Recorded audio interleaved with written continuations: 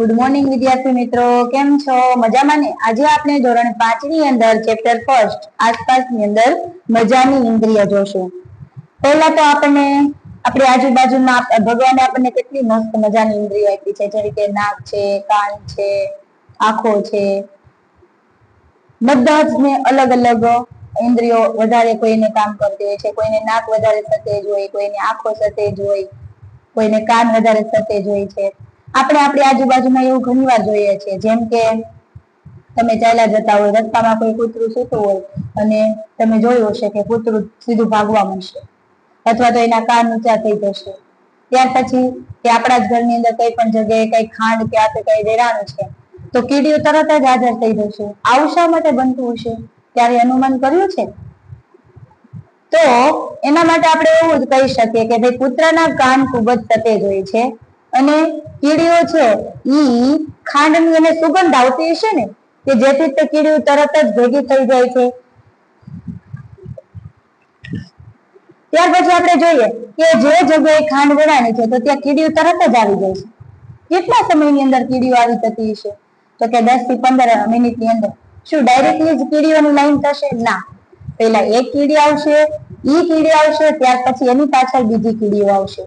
કીડીઓ છે ઈ એકબીજાની સુગંધથી પોતાની કીડીઓને ઓળખે છે. એટલે એક કીડી આવશે, ઈ સુગંધથી જે આવશે જે રસ્તેથી ત્યાં એની સુગંધ પ્રસરાતી છે, એટલે ઈ કીડીઓ એની સુગંધને સૂંઘીને એની પાછળ આવશે. આવી રીતના કીડીઓની લાઈન થશે.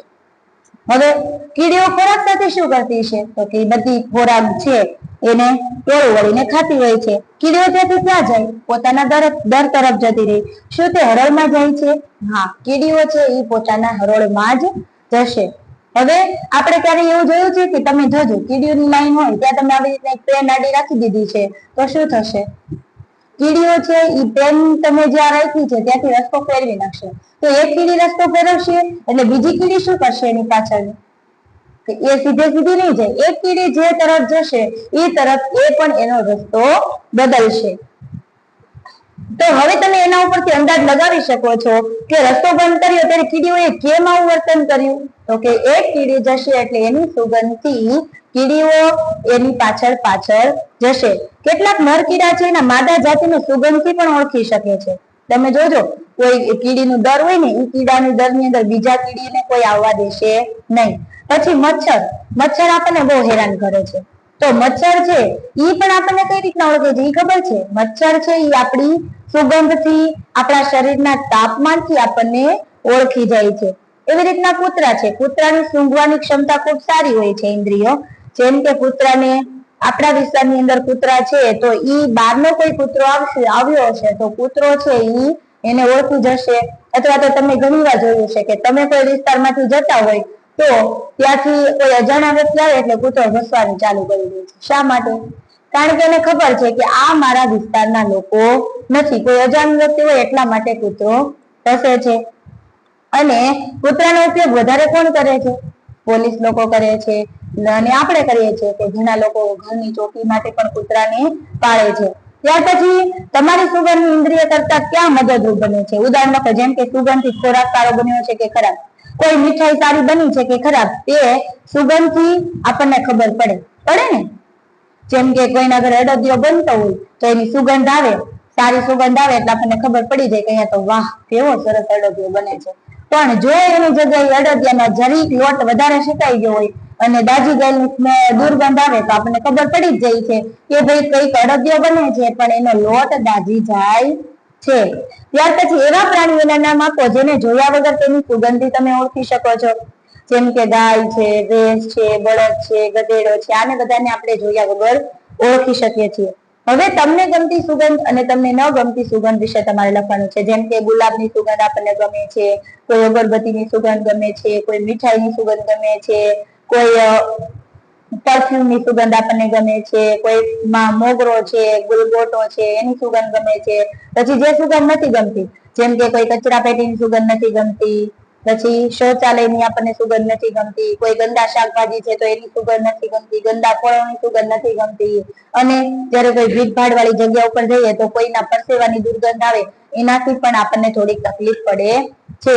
શું તમારા કુટુંબમાં કોઈ સભ્યના કપડામાંથી સુગંધ આવે છે? હા, જો આપણા ઘરની અંદર કોઈ સભ્ય છે એ વધારે પરફ્યુમ લગાવતો હશે તો આપણને ખબર પડી જશે કે ભાઈ આ મારા પપ્પાના કપડા છે, આની અંદર પરફ્યુમની સુગંધ વધારે આવે છે, તો એના ઉપરથી આપણને કપડામાં સુગંધ વધારે આવે છે। હવે એક નીરુનું આપણને ઉદાહરણ અહીં આપ્યું છે કે કોઈ મહત્વના કામથી નીરુને બહાર જવાનું થયું તો તેને 6 મહિનાના દીકરા રુચિતને તેની બહેન છાયા પાસે મૂકવો પડ્યો। છાયાને પણ આટલી જ ઉંમરનું બાળક છે, પણ બાળકોને એક સાથે મળ આવે છે। તેણે ખુશીથી તેની દીકરીને સાફ કરી લીધું। એની દીકરીનું મળ સાફ કરવામાં એને કોઈ પ્રોબ્લેમ નહોતી, મુશ્કેલી નહોતી, પરંતુ જ્યારે એના બહેનના દીકરાને રુચિતને સાફ કરતી હતી ત્યારે તેના મોંને દુપટ્ટા વડે ઢાંકી દીધું। આવું શા માટે? તો કે તે પોતાના બાળકનું મોં તો રોજ સાફ કરે જ છે, એટલે એને દુર્ગંધ આવતી નથી, કારણ કે રોજની એને હેબિટ પડી ગઈ છે। જ્યારે એના બહેનના બાળકનું ક્યારેય કરવાનું હોતું નથી, એટલા માટે એની દુર્ગંધ આવે છે, તો એને એનું મોં ઢાંકવું પડ્યું।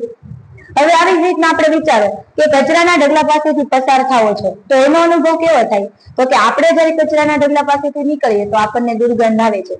એવી જ રીતના કચરાની ગાડી વાળા હોય તો ઈ લોકો રોજ એની અંદર બેસે છે, તો શું એને દુર્ગંધ નહીં આવતી હોય? હા, એને પણ આવે, પણ એ લોકોને રોજની હેબિટ હોય એટલે એ લોકોને એનું મોં ઢાંકવું પડતું નથી, પણ જ્યારે આપણી પાસે નીકળે એટલે આપણે મોં ઢાંકવું પડે છે। તો આના ઉપરથી આપણે અંદાજ લગાવી શકીએ કે બધા માટે સારી સુગંધ અને ખરાબ સુગંધ જરૂરી નથી કે બધાને આવે। બધાનું જીવન દિનચર્યા ઉપર હોય છે કે આપણું જે કાર્ય છે એના ઉપર હોય છે કે જેનું જે કામ હોય એને એ સારું લાગે। હવે આગળ આપણે જોઈએ એવા પક્ષીઓના નામ લખવાના છે કે જેને માણસની જેમ આગળ બે આંખો હોય। એવું કયું પક્ષી છે? તો કે ઘુવડ, જેને આપણી જેમ બે આગળ આંખો હોય છે। અને એવા પક્ષીઓના નામ લખો કે જેને માથાની સાઈડ આંખો હોય અને એનું માથાના કદ કરતા કેવું છે એની આંખોનું કદ, એમ ઈ જોવાનું। તો કે કબૂતર છે, સમડી છે, પોપટ છે, ચકલી છે વગેરે, ઈ બંનેને સાઈડમાં આંખો હોય છે। પછી આપણે ઈ જોવાનું છે કે કોઈ પ્રાણીઓ છે ઈ રાત્રે જાગે છે, કોઈ પ્રાણીઓ દિવસે જાગે છે। તો અમુક પ્રાણીઓ એવા છે કે જે દિવસે પણ બધા કલર જોઈ શકતા નથી આપણી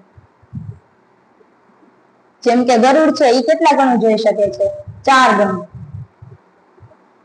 2 મીટર દૂરથી જોઈ શકે છે, આપણે 2 મીટર દૂરથી જોવે ને તો એ વસ્તુ આપણને જોવા મળે, ઈ તો 4 ગણું 8 મીટર દૂર જોઈ શકે છે।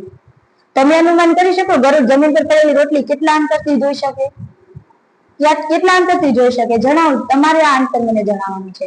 ત્યાર પછી આપણે એવા પક્ષીઓ છે કે જે દિવસ દરમિયાન થોડા રંગો જોઈ શકે છે, અને અમુક એવા પક્ષીઓ છે કે જે રાત્રે ખાલી કાળા અને સફેદ રંગો જ જોઈ શકે છે, બીજા રંગો જોઈ શકતા નથી। હવે વિદ્યાર્થી મિત્રો, તમારે આ પ્રશ્નનો જવાબ મને આપવાનો છે કે 10 પ્રાણીઓના નામ એવા લખવાના છે, 10 પ્રાણીઓના નામ મને તમારે કમેન્ટ કરવાના છે કે જેના કાન દેખાતા હોય। જેમ કે હું તમને કહી દઉં, હાથી, જેને કાન બહાર દેખાય છે, એવા તમારે 10 નામ કમેન્ટમાં લખવાના છે। અને બીજા એવા પ્રાણીઓના નામ લખવાના છે કે જેના કાન આપણી કરતા મોટા હોય, જેમ કે ગાય, ભેંસ, હાથી, આ બધાના કાન છે એ આપણી કરતા મોટા હોય છે, પણ જેના કાન બહાર દેખાય છે, આપણે જોઈ શકીએ છીએ, એવા પ્રાણીઓના 10 નામ તમારે મને કમેન્ટમાં લખીને દેવાના છે। શું પ્રાણીઓના કાન અને તેની સાંભળવાની ક્ષમતા વચ્ચે કોઈ સંબંધ છે?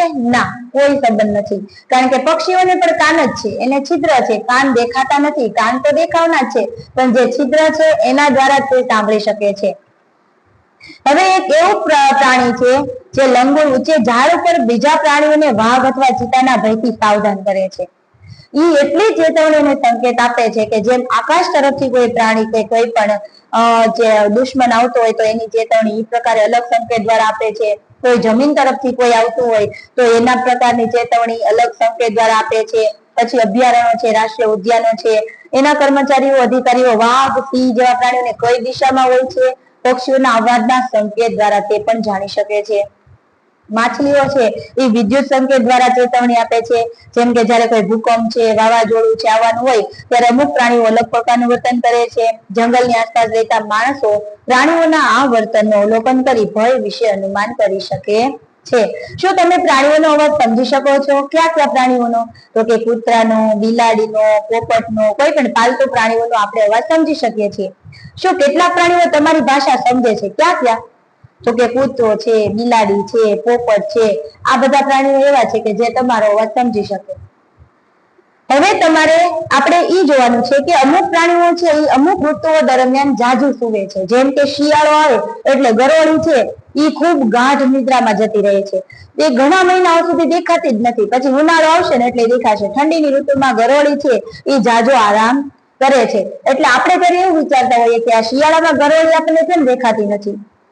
હવે સ્લોથ નામનું જે એક પ્રાણી છે જે રીંછ જેવું દેખાય છે, પરંતુ રીંછ નથી. તે દિવસે આશરે 18 કલાક વૃક્ષની ડાળી ઉપર ઊંઘીને લટકીને વિતાવે છે. સ્લોથ વૃક્ષ ઉપર જ રહે છે. એનું વર્ષનું આયુષ્ય 40 વર્ષનું છે, પણ એ સમય દરમિયાન 40 વર્ષની અંદર ખાલી ફક્ત 8 જ વૃક્ષ કરે છે, અને 8 વૃક્ષ ઉપરના પર્ણો જ ખાય છે. બીજા એક પણ વૃક્ષના પર્ણો ખાતું નથી. અને એ અઠવાડિયામાં એક જ વખત ખાલી પોતાની જાતને હળવો કરવા માટે ઝાડની નીચે ઉતરે છે. એવી રીતના અહીંયા બધા પ્રાણીઓનો સુવાનો અલગ અલગ ટાઈમ આપ્યો છે. અને જે આ સ્લોથ છે ને એ 18 કલાક સૂવે છે. સ્લોથ છે એ દિવસના 18 કલાક સૂવે છે. ત્યાર પછી ગરોળી છે એ 20 કલાક સૂવે છે. ગાય છે 4 કલાક, અજગર 6 કલાક સૂવામાં વિતાવે છે, જીરાફ છે 2 કલાકમાં વિતાવે છે, અને બિલાડી છે એ 12 કલાક સૂવે છે. આવી રીતના બધા પ્રાણીઓ છે એ પોતપોતાની રીતે અલગ અલગ સમય સૂવામાં વિતાવે છે. હવે આપણે વાઘ વિશે જોઈએ. વાઘ રાત્રે આપણા બધા કરતા 6 ગણું સારી રીતે જોઈ શકે છે. વાઘની મૂછો છે ને એ ખૂબ સંવેદનશીલ હોય છે. એની ધ્રુજારી અનુભવી શકે છે. એની વાઘને અંધારામાં આગળ વધારવામાં, ખોરાક શોધવામાં પણ એની મૂછો છે એ જ એને વધારે મદદરૂપ થાય છે. વાઘની સાંભળવાની શક્તિ એટલી તીવ્ર હોય છે કે તે પાંદડાનો ખડખડાટનો અવાજ અને ઘાસ વચ્ચે પ્રાણીઓનો હલનચલનનો અવાજ અલગ પાડી શકે છે. વાઘના કાન અલગ અલગ દિશામાં ફરી શકે છે અને તેને ચારે બાજુથી અવાજ સાંભળવામાં પણ મદદ કરે છે. વાઘ અલગ અલગ હેતુઓ, જેમ કે જ્યારે ગુસ્સામાં હોય ત્યારે અને વાઘણને બોલાવવા માટે અલગ અલગ અવાજ કરે છે. તેની ગર્જના અલગ કરે છે. ઘુરકી બની શકે છે. તેની ગર્જનાનો અવાજ 3 કિમી દૂર સુધી સંભળાય છે.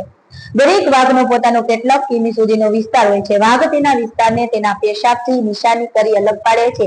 એક વાઘ પોતાના વિસ્તારમાં બીજા વાઘની હાજરીમાં તે વાઘના પેશાબની ગંધથી પારખી શકે છે. એક વાઘ બીજા કોઈ વાઘના વિસ્તારમાં જવાનું ટાળે છે. એટલે કે જે વાઘોનો પણ વિસ્તાર હોય ને એ વાઘના વિસ્તારની અંદર બીજા કોઈ વાઘ આવી શકતા નથી. અને કદાચ આવે તો એ વાઘ છે એ ઓળખી જાય છે કે આ આપણા વિસ્તારનો વાઘ નથી. એ પણ એને મળ દ્વારા ઓળખી શકે છે. એટલે એને ત્યાં એના વિસ્તારની અંદર આવવા પણ દેતા નથી. પણ અત્યારે એવું વિદ્યાર્થી મિત્રો બનેલું છે કે અત્યારે વાઘનું પણ અસ્તિત્વ ઘટવા માંડ્યું છે, જોખમમાં આવ્યું છે. કારણ કે લોકો અત્યારે વાઘની ચામડીના લીધે એનો શિકાર કરે છે અને વેચે છે. જંગલમાં તે વાઘના અસ્તિત્વ પર જોખમમાં વિશે શું વિચારો છો તમે? મનુષ્ય પ્રાણીઓ માટે જોખમી છે કેવી રીતે? તો કે અત્યારે તમે જાણો છો પ્રાણીઓને મારી નાખવામાં આવે છે. શા માટે? તો કે એના શરીરના અંગો છે એ વેચવા માટે. જો હાથી છે એના દાંત ખૂબ કિંમતી હોય છે એટલે એના દાંત માટે, ગેંડાને એના શિંગડા માટે, વાઘને, મગરને અને સાપને એની ચામડી માટે, અને કસ્તુરી મૃગને તેની કસ્તુરી માટે મારી નાખવામાં આવે છે. અને જે મનુષ્ય પ્રાણીઓને મારે તેને શું કહેવાય છે? શિકારી. તો આ ચેપ્ટર ની અંદર આપણે આપણી ઇન્દ્રિયો વિશે જોયું. અમારો વિડીયો ગમે તો લાઈક કરો, શેર કરો અને સબસ્ક્રાઇબ કરો. Thank you.